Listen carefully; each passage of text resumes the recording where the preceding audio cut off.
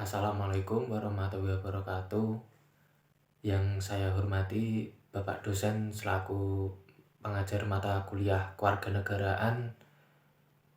Sebelum memulai pemberian materi pada kesempatan waktu ini, marilah kita panjatkan puji syukur kepada Allah Subhanahu wa Ta'ala.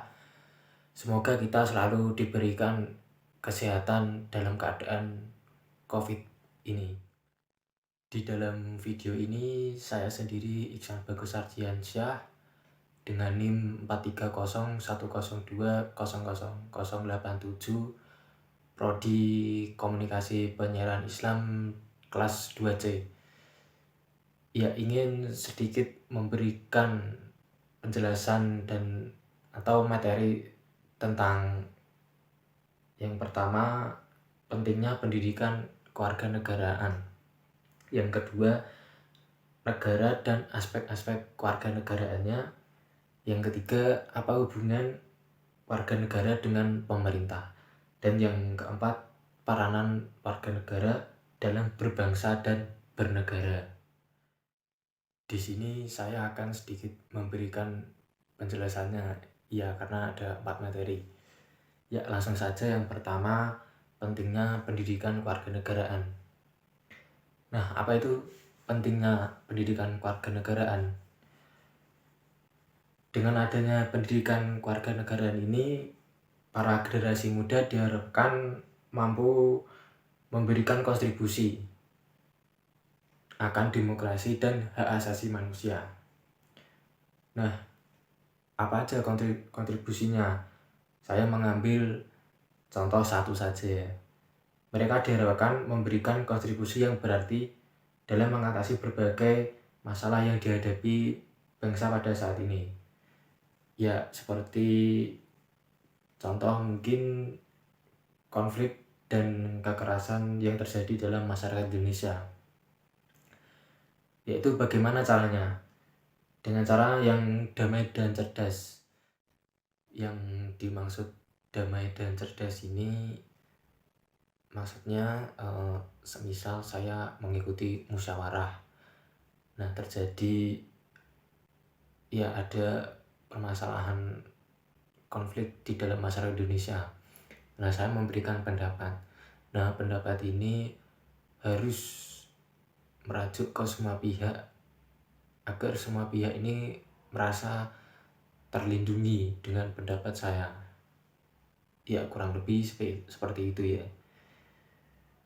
Jadi pendidikan kewarganegaraan ini diharapkan mampu menumbuhkan rasa cinta tanah air dan bersedia dengan tulus ikhlas untuk memberikan setiap kontribusinya demi kemajuan tanah air Indonesia, terutama generasi muda-muda selanjutnya ini ya harus diharapkan memberikan kontribusi. Lalu yang kedua, negara dan aspek-aspek kewarganegaraannya.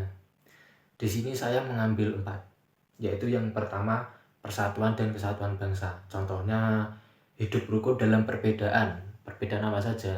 Perbedaan ras, agama, suku, dan budaya. Yang kedua, norma, hukum dan peraturan. Contohnya tertib dalam kehidupan di keluarga dan masyarakat. Nah, di dalam keluarga ini terciptanya ketertiban harus adanya musyawarah dari antar pihak keluarga itu sendiri, terutama bagi seorang kepala keluarga yaitu seorang ayah. Nah, itu diharapkan memberikan bagaimana peraturan yang ada di dalam keluarga ini.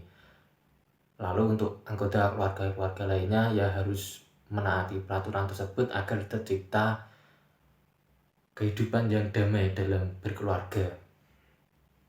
Lalu di dalam masyarakat pun juga sama. Kita harus menerapkan hukum dan peraturan dalam masyarakat.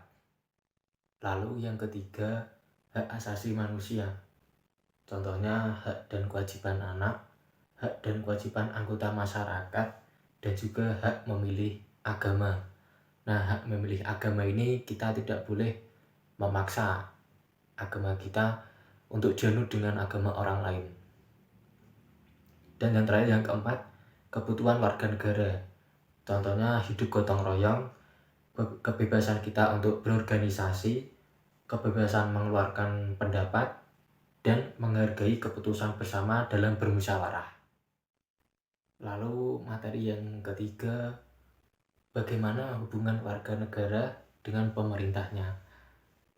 Ya, untuk yang saat ini di Indonesia kita juga bisa melihat ya bagaimana berita di televisi hubungan warga negara dengan pemerintahnya sendiri. Ya, kita bisa menyimpulkan sendiri. Namun yang diharapkan hubungannya bagaimana, yaitu setiap warga negara wajib menjunjung hukum dalam pemerintah. Lalu setiap negara juga wajib ikut serta dalam upaya pembelian negara, dan setiap warga negara wajib ikut serta dalam usaha pertahanan dan keamanan negara. Lalu materi yang terakhir, peranan warga negara dalam berbangsa dan bernegara. Di sini ada beberapa contoh, yaitu menciptakan kultur taat hukum yang sehat dan aktif, ikut mendorong proses pembuatan hukum yang aspiratif, mendukung pembuatan materi-materi hukum yang responsif, dan ikut menciptakan aparat penegak hukum yang jujur dan bertanggung jawab. Sekian penjelasan materi dari saya. Jika ada salah dalam pengucapan mohon dimaafkan. Billahil taufiq wal hidayah. Wassalamualaikum warahmatullahi wabarakatuh.